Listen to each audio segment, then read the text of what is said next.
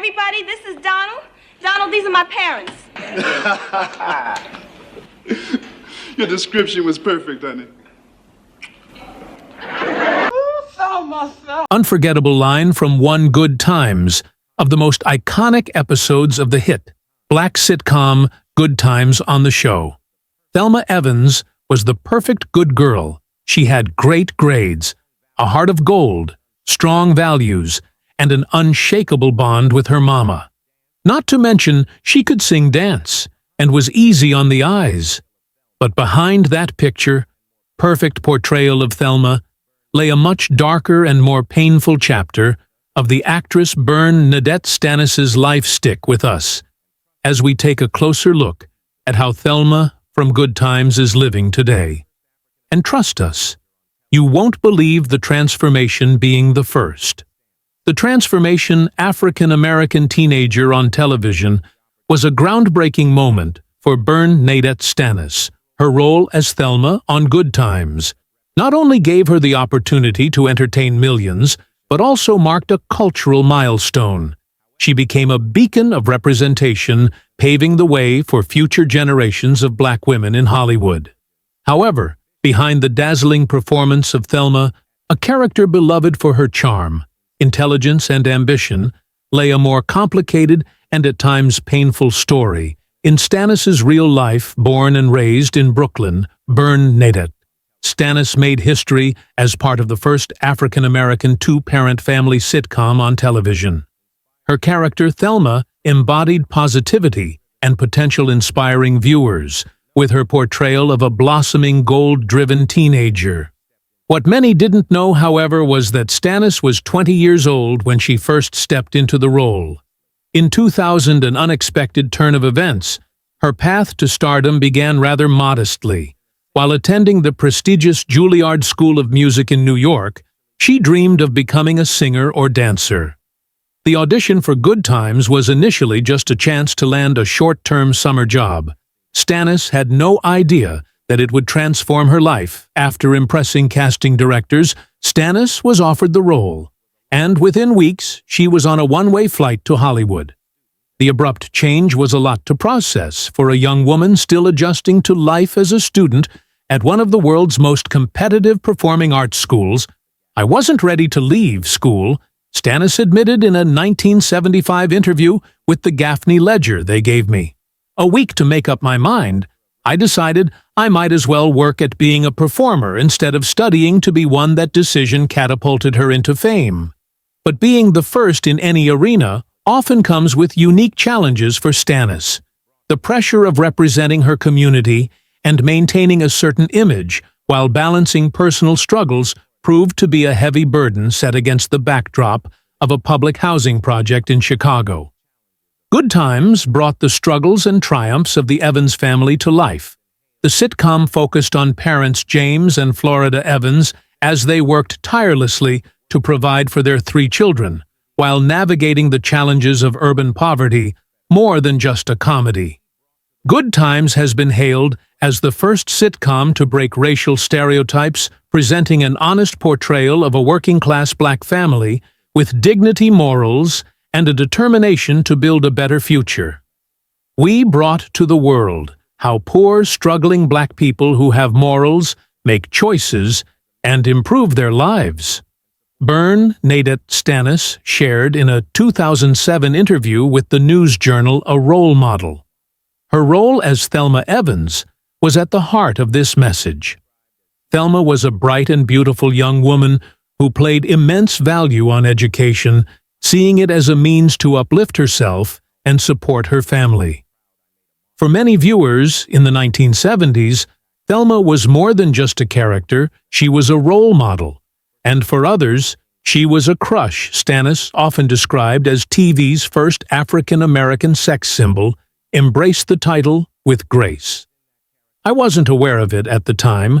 Now I am so happy, so proud. I made a mark," she reflected, acknowledging the impact of her role on popular culture and representation. For Stanis, playing Thelma came naturally.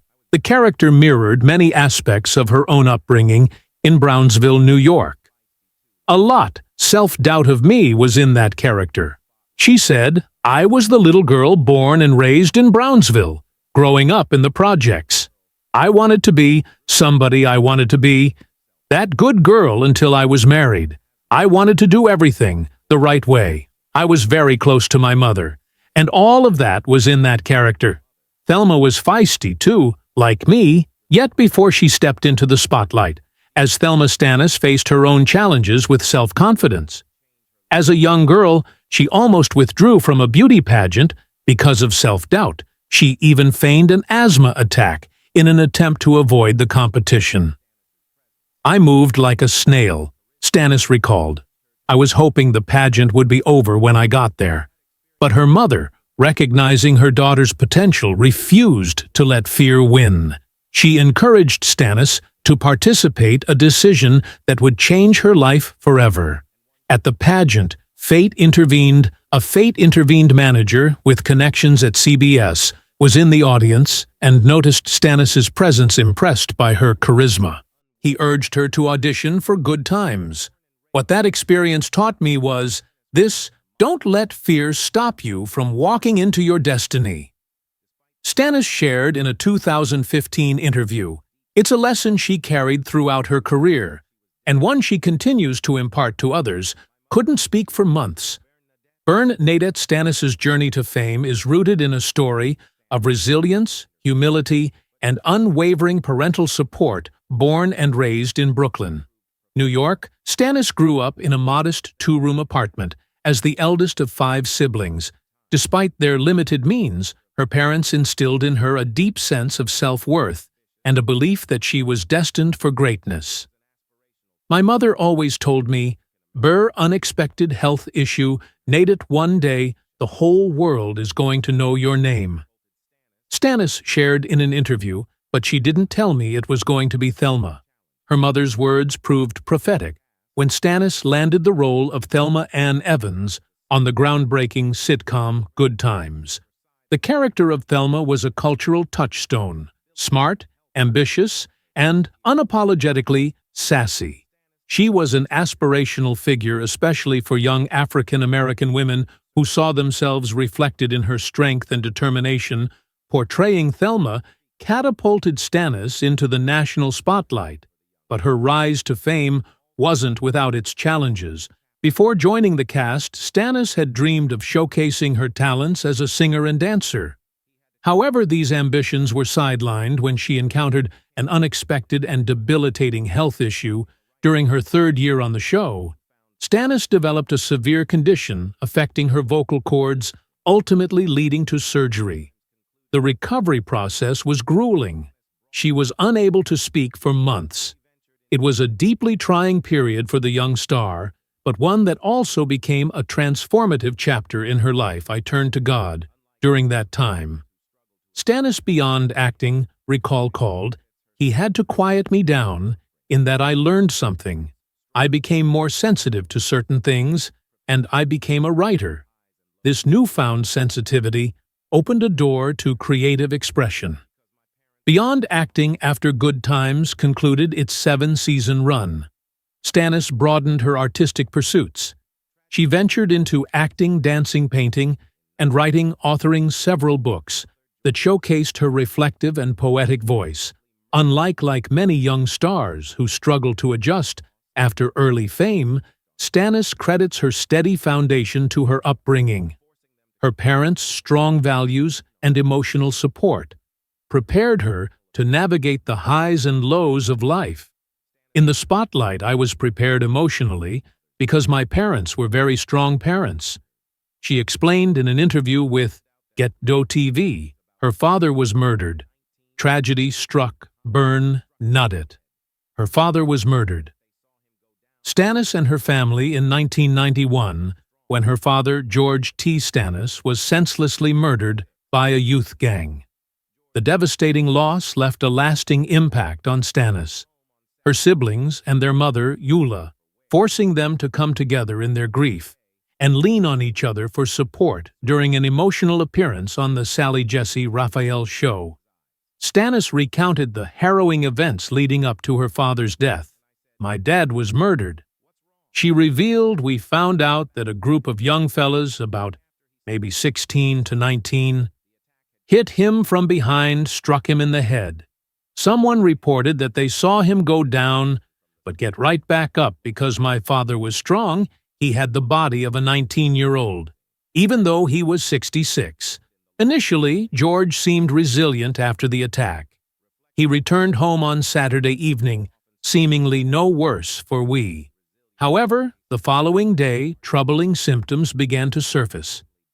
On Sunday, he said he had a pain in his eyes. Stanis explained the next thing.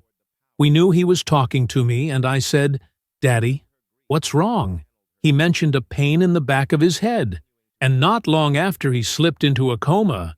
The attack her father's legacy endured had caused internal injuries that proved fatal. Stanis and her family were left reeling from the sudden and violent loss of their patriarch. Despite his tragic passing, George's legacy endured in the love and strength he instilled in his children. Reflecting on the incident, Stanis has often spoken about the importance of family and resilience in the face of unspeakable hardships. Her father's untimely death was a reminder of the violence that plagued many communities, but it also underscored the power of coming together to heal through her grief. Stanis channeled her pain into her art, continuing to honor her father's memory with every step she took in her career and personal life. A knife in my heart. Tragedy struck Bern, Nadette Stanis. Tragedy struck once again. Not long after the devastating loss of her father, the brutal murder of George T. Stanis Slaus seemed to trigger a decline in the health of Stanis's beloved mother, Ulla. Soon after, Ulla was diagnosed with Alzheimer's disease, marking the beginning of a painful journey for both mother and daughter.